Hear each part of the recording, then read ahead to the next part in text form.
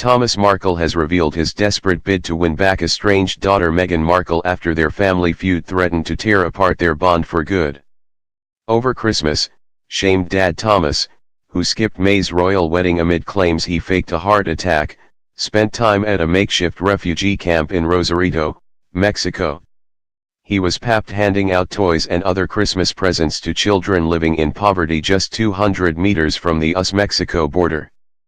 Pictures show the Duchess of Sussex's dad carrying a little girl and pulling a shopping trolley full of kids as his own daughter celebrated the festive season more than 5,000 miles away in Sandringham, Norfolk. Markle SNR also walked around a camp filled with tents, where deported families are living under the shadow of the border. The 74-year-old was joined by friends as they drove an SUV from Tijuana down to Rosarito, before stopping off in 2 other camps to hand out sweets and gifts to the children there.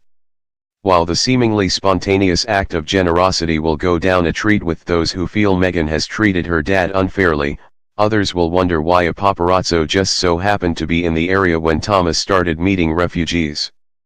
Thomas previously admitted to staging fake photo shoots for money ahead of the royal wedding, after he was caught speaking to photographers outside an internet cafe. His embarrassing confession caused a ruckus for the royal family and threatened to overshadow Meghan and Harry's nuptials. It was only after the news broke that Thomas was rushed to hospital with a suspected heart attack, then pulled out of his wedding role of walking Meghan down the aisle to meet her groom. Instead, it was left to Meghan's steadfast mum Doria Ragland to represent the family in St. George's Chapel, where she won praise for her calm dignity and poise. Since then, Meghan and Thomas's feud has spiraled almost to the point of no return. It's believed the palace has advised Mr. Markle to stop giving interviews about the state of their relationship, but he continues to air his grievances wherever possible. Just before Christmas he appeared on Good Morning Britain to complain that Meghan won't return his calls or messages, and admitted he hasn't been in contact with her since before the wedding. He told show host Piers Morgan that Meghan had ghosted him, adding that he wouldn't give up trying to get in touch. "I don't plan to be silent for the rest of my life.